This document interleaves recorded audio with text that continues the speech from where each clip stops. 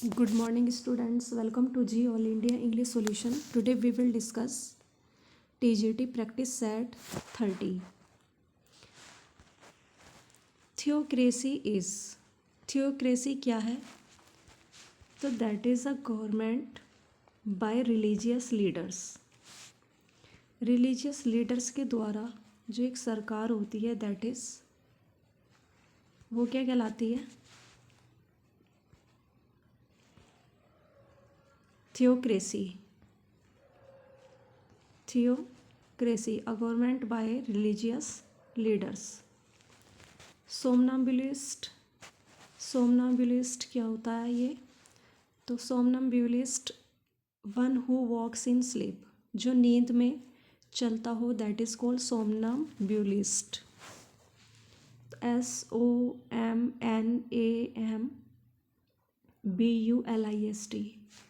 One who walks in sleep. Next देख लेते हैं.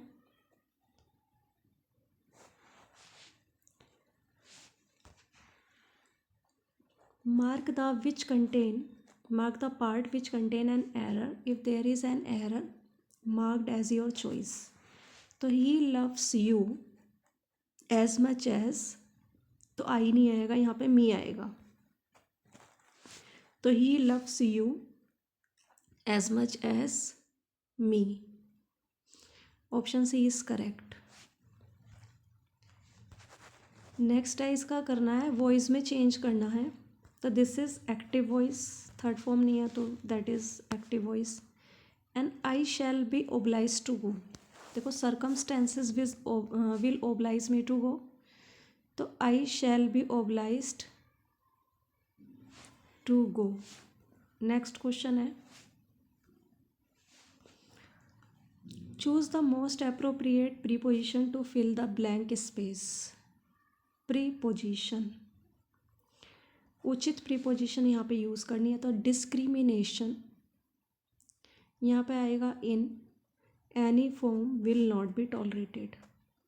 किसी भी फॉर्म में डिस्क्रिमिनेशन को, अंतर को टॉलरेट नहीं किया जाएगा. देखो ये पैसिव वॉइस में भी आप एक के साथ देख लो, क्योंकि विल भी आ रहा है और मेन वर्ब की थर्ड फॉर्म. एक क्वेश्चन के साथ दूसरा भी आपको ये मिल जाएगा. एडजेक्टिव ऑफ मिल्क, मिल्क का एडजेक्टिव क्या होगा? तो that is milch, MILCH. Milch होता है मिल्क का एडजेक्टिव, और मिल्क नाउन होता है. नेक्स्ट क्वेश्चन है, the tall girl slept a boy. यहाँ पे आपको फाइंड आउट करना है एडजेक्टिव. तो एडजेक्टिव होता है नाउन से पहले. तो कह रहे हैं कि the tall girl slept a boy, तो किस तरीके की लड़की ने स्लैप करा लड़के को? टॉल गर्ल ने. तो adjective, an adjective is a word that qualifies noun और pronoun. The singular of data is, data का सिंगुलर क्या है? देखो देखने में तो हमें ये प्लूरल लग रहा है, सॉरी प्लूरल सिंगुलर लग रहा है, ए आ रहा है लास्ट में, लेकिन ये है प्लूरल और इसका सिंगुलर बनाना है हमें डेटम. UM लगा के हमारा सिंगुलर बनता है. लेटस के बाद मेन वर्ब की फर्स्ट फॉर्म आती है, तो यहाँ पे कोई भी फर्स्ट फॉर्म नहीं है सिवाय ए ऑप्शन में. तो sit, let us sit on the bench. Next question है, देखो ये पैसिव वॉइस में है, पास्ट इंडेफिनेट है. सॉन्ग्स वर आएगा, इज नहीं आएगा. सॉन्ग्स के अकॉर्डिंग तो वर ही आना चाहिए.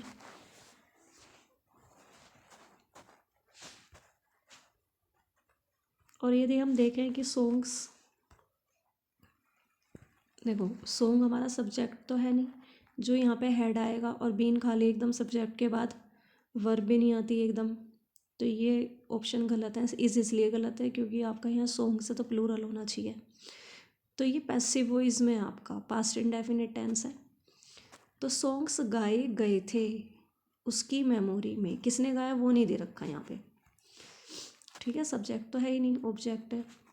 नेक्स्ट क्वेश्चन है, black crow flew high in the sky. यहाँ पे एडजेक्टिव फाइंड आउट करना है। तो देखो क्रो की विशेषता बताई जा रही है, तो यहाँ पे ब्लैक है। वॉइस चेंज करना है, तो let him be told to, देखो बी और टोल्ड आ रहा है यहाँ पे आपका ये पैसिव वॉइस है, तो इसको एक्टिव वॉइस बनाने के लिए हमें क्या करना होगा, ये तो है ही नहीं, ठीक है। और ये भी मेन वर्ब थर्ड फॉर्म, ये भी गलती हो जाएगा, ठीक है ना। और वेट फॉर हिम, यहाँ तो ये चीज़ गलती है बिल्कुल। तो अब हमें करना पड़ेगा, यहाँ जैसे कह रहे हैं let him be told to wait, तो ये इम्पेरेटिव सेंटेंस है। देखो लेट कहाँ आता है, इम्पेरेटिव सेंटेंस में आता है। तो यहाँ फर्स्ट फॉर्म हमें फाइंड आउट करनी है। तो सबसे पहले फर्स्ट फॉर्म यहाँ पर हमारी है टेल, उसे कहो इंतज़ार करने के लिए।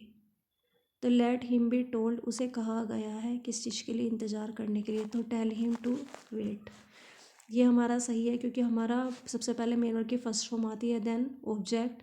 अब ये टू वेट यहाँ पे हमारा क्या है, ये infinitive, two plus main verb की फर्स्ट फॉर्म लगाने से इन्फिनेटिव बनता है। नेक्स्ट क्वेश्चन है म्यूसिस, ये अपोजिट है किसके, हाइपरबोल के, म्यूसिस। और लिटोटस भी बोलते हैं, क्या कहते हैं म्यूसिस को, लिटोटस। ये हाइपरबोल के अपोजिट होते हैं। म्यूसिस की स्पेलिंग देख लीजिए, MEIOSIS, MEIOSIS म्यूसिस। और लिटोटस LITOTES, ये दोनों का सेम नेम है, म्यूसिस और लिटोटिस, ये अपोजिट होते हैं हाइपरबोल के। नेक्स्ट क्वेश्चन है he is a pineapple of politeness, वह पोलाइटनेस का क्या है, पाइनएप्पल है। तो यहाँ पे क्या यूज़ हुआ है, मैलाप्रोपिज्म। देखो फिगर ऑफ स्पीच को अलग से ही डिस्कस करेंगे, तब आपको क्लियर हो जाएंगी ये। नेक्स्ट है डार्कनेस विजिबल, देखो डार्कनेस भी है अंधेरा, और विजिबल दृश्य, जहाँ अंधेरा है वहाँ भाई दिखाई कैसे दे सकता है। तो ये दोनों अपोजिट वर्ड हो गए, तो वहाँ क्या होता है, जहाँ अपोजिट वर्ड होते हैं ऑक्सीमोरोन। नेक्स्ट है स्ट्रक्चर। स्ट्रक्चर क्या होता है, ये इंटरनल ऑर्गेनाइजेशन होता है, एक आंतरिक संगठन होता है किसी भी पोएम के कंटेंट का। Structure, internal organization of a poems content. Style क्या होता है, यहाँ लैंग्वेज में भावों का मोड, जो भाव के ढंग होते हैं ना, उसको दिखाया जाता है स्टाइल में। तो स्टाइल क्या होता है, the mode of expression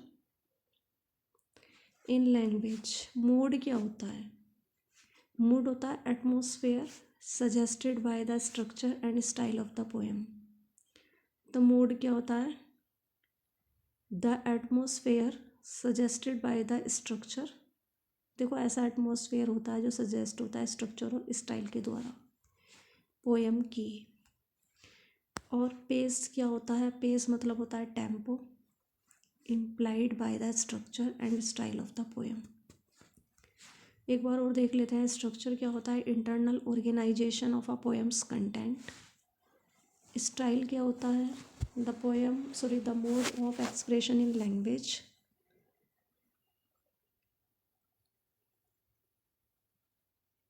mood क्या होता है, the atmosphere suggested by the structure and style of the poem. Pace क्या होता है, tempo implied by the structure and style of the poem. All are correct.